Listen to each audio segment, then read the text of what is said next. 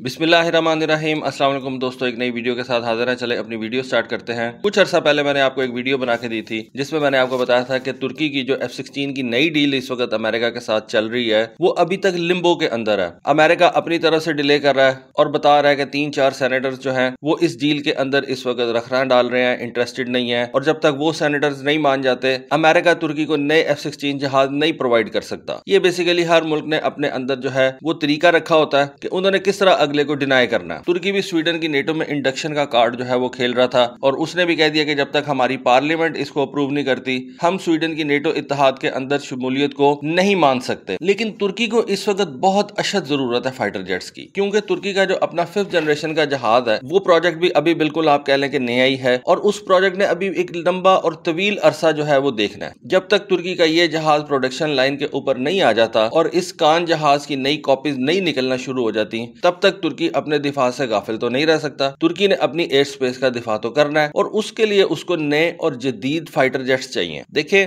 तुर्की के पास इस वक्त जो फाइटर जेट्स हैं उनमें ज्यादातर तादाद जो है वो F-16 की है। तुर्की मेरा ख्याल है F-16 का इस वक्त दुनिया में तीसरा बड़ा ऑपरेटर है। सबसे बड़ा ऑपरेटर तो अमेरिकन एयरफोर्स है, दूसरा बड़ा ऑपरेटर इजराइल की एयरफोर्स है और तीसरा बड़ा ऑपरेटर जो है वो तुर्की है। तकरीबन 270-275 के करीब उसके पास F-16 जहाज हैं, जिनमें से ज्यादातर जो है वो पुराने ब्लॉक 30 वाले हैं और उसके बाद कुछ ब्लॉक 50 वाले भी हैं। तुर्की अपने कुछ पुराने F-16 को जिनके उसके पास सोर्स कोड्स मौजूद हैं उनको खुद से अपग्रेड कर रहा है, उनके ऊपर AESA रडार्स लगा रहा है, उनके ऊपर अपने एयर टू एयर मिसाइल जो है वो इंटीग्रेट कर रहा है। लेकिन उन F-16 की तादाद जिनके सोर्स कोड इस वक्त तुर्की के पास मौजूद हैं उनकी तादाद इंतहाई कम है और तुर्की को इस वक्त ग्रीस से जो चैलेंजेस हैं उन चैलेंजेस से निपटने के लिए तुर्की को मजीद अच्छे फाइटर जेट्स चाहिए, क्योंकि आपको पता है कि ग्रीस ने फ्रांस से रफाल तैयारे परचेज कर रखे हैं, मजीद भी परचेज कर रहा है। आने वाले दिनों में हो सकता है कि ग्रीस जो है वो F-35 जहाज भी परचेज कर ले। और तुर्की और ग्रीस के जो मामलात हैं साइप्रस के ऊपर, उनके बारे में भी आप जानते हैं। तो इस हवाले से तुर्की की जो एयरफोर्स है वो अब काफी हद तक जो है वो पुरानी हो चुकी भी है। उसके जो फाइटर जेट्स हैं वो ऑलमोस्ट आप कह लें कि आउटडेटेड हो चुके हैं। तुर्की को नए फाइटर जेट्स की अशद जरूरत है। हमने ये भी सुना था कि तुर्की जो है वो इस वक्त यूरोपियन कंट्रीज के साथ यूरोफाइटर टाइफून परचेज करने में इंटरेस्टेड है। अब इस बात की एक कंफर्मेशन आ गई है, क्योंकि ये बात तुर्की के जो डिफेंस मिनिस्टर हैं उन्होंने अपनी पार्लियामेंट में की है। तुर्की के डिफेंस मिनिस्टर का नाम है यासर गुलर। यासर गुलर ने अपनी पार्लियामेंट के अंदर बताया कि हम इस वक्त यूनाइटेड किंगडम और स्पेन के साथ पुराने second hand typhoon fighter purchase करने की बातचीत कर रहे हैं। लेकिन उनका कहना यह है कि हमें आइडिया है कि इस वक्त हमारी इस डील के अंदर जर्मनी रखना डाल सकता है। इटली के बारे में उनका ख्याल है कि इटली को वो मना लेंगे। देखें, ये जो यूरोफाइटर टाइफून है ये 4 ममालिक मिलकर तैयार करते हैं, स्पेन, यूनाइटेड किंगडम, इटली और जर्मनी। और यही मैं आपको बात समझाता हूँ कि ये जो फाइटर जेट्स की डील होती है ये टेक्नोलॉजी से ज्यादा पॉलिटिकल होती है। अब ये एक परफेक्ट एग्जांपल है कि जहां पे आपको पता चलता है और आपको नजर आ रहा है कि तुर्की ये फाइटर जेट परचेज करना चाहता है, लेकिन तुर्की को इन 4 ममालिक को मनाना पड़ेगा, यूनाइटेड किंगडम को, स्पेन को, इटली को और जर्मनी को। 2 के साथ तो उसकी बातचीत चल रही है। इट मींस के 2 जो हैं यूनाइटेड किंगडम और स्पेन, वो तो इस बात पे राजी हैं कि तुर्की को ये यूरोफाइटर टाइफून जहाज दे दिए जाए। इटली के बारे में तुर्की का ख्याल ये है कि उसको कोई एतराज नहीं होगा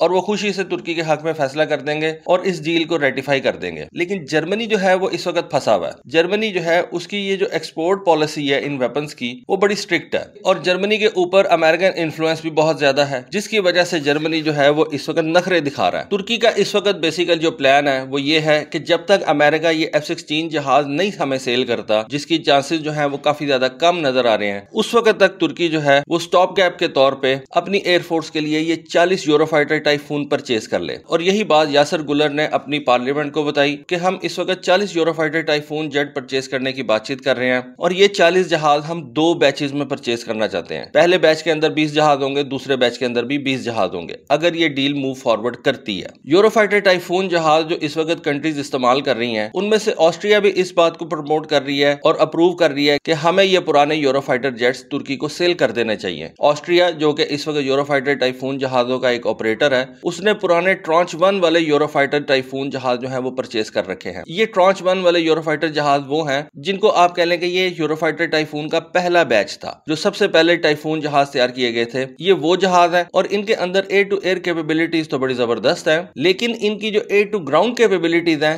वो इंतहाई लिमिटेड है। बाद में लेटर ऑन जो टाइफून जहाज तैयार किए गए थे उनके अंदर ये एयर टू ग्राउंड कैपेबिलिटीज रखी गई थी।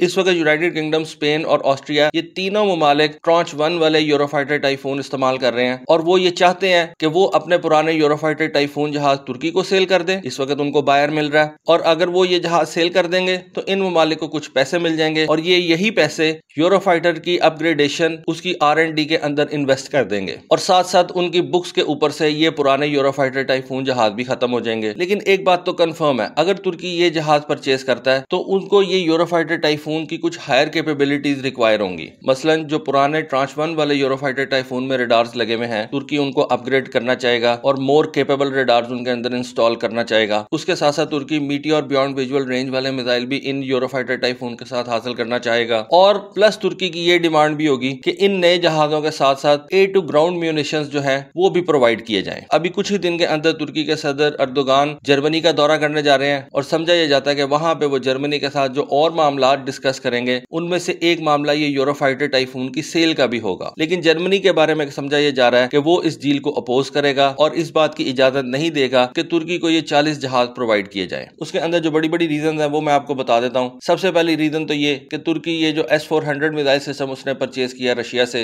ये इस वक्त अमेरिका को चुभता है। जर्मनी को क्या चुभेगा? बेसिकली ये अमेरिका को ही चुभ रहा है और अमेरिका जर्मनी को इस्तेमाल करेगा। उसके अलावा इस वक्त जो तुर्की गजा के मुसलमानों के साथ खड़ा हुआ है और तुर्की के सदर ने हमास वालों को एक फ्रीडम फाइटर के तौर पे जो है वो बताया और तुर्की के सदर ने कहा कि ये बेसिकली फ्रीडम फाइटर्स हैं जो अपनी आजादी के लिए जंग लड़ रहे हैं और ये इनका हक है और हम फलस्तीनी और अपने गजा के भाइयों के साथ खड़े हैं। और उसके साथ साथ तुर्की के सदर ने यह भी बताया कि मैं इजराइल नहीं जाऊंगा। बहुत से इस वक्त कंट्रीज के जो सदूर हैं, जो उनके वजीर आजम है, वो इस वक्त इजराइल जा रहे हैं, उनके साथ सॉलिडारिटी कर रहे हैं। तो तुर्की के सदर ने कहा कि इस वक्त सॉलिडारिटी जो है वो गजा के मुसलमानों के साथ बनती है जिनके 11-12 हजार बंदे आपने जो है वो शहीद कर दिए हैं और ये वो फिगर है जो कि इस वक्त उन्होंने काउंट की हुई है। लेकिन जो इस वक्त एक्चुअल डेथ्स हैं इस वक्त गजा के अंदर वो 10-11 हजार से कहीं ज्यादा समझी जाती हैं। और तुर्की के सदर ने यहां तक कह दिया कि ये जो इजराइल है ये बेसिकली इस वक्त एक वॉर क्रिमिनल की तरह बिहेव कर रहा है। और ये बातें जो है वो इस वक्त ना अमेरिका को पसंद है, अमेरिका को पसंद नहीं है तो जर्मनी को भी नहीं पसंद। लेकिन तुर्की के पास भी कुछ कार्ड्स हैं, देखें वो अपने इन कार्ड्स को किस तरह से खेलता है। तुर्की अमेरिका से इस वक्त 40 नए F-16 जहाज परचेज करना चाहता है। ये डील जो है तकरीबन $20 बिलियन